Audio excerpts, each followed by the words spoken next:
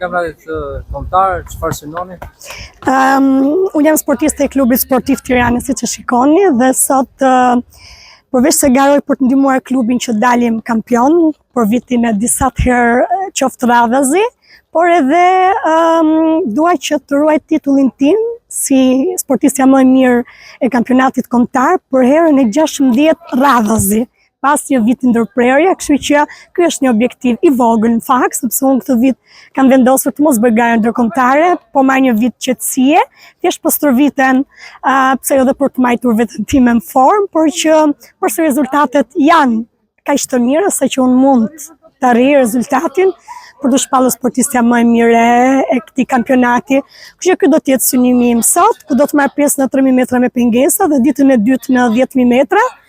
Thash për t'i dhënë pikë maksimale klubit edhe për të ruajtur titullin si sportiste më e mirë. Si? Pse ky vendim për të ndalesë?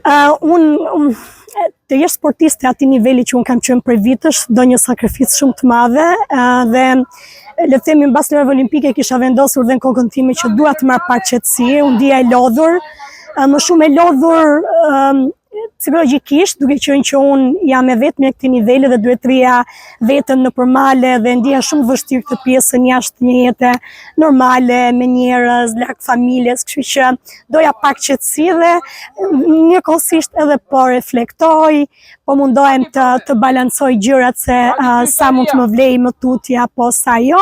Kështu që kjo është arsyeja pse unë kam këtë vendim sot.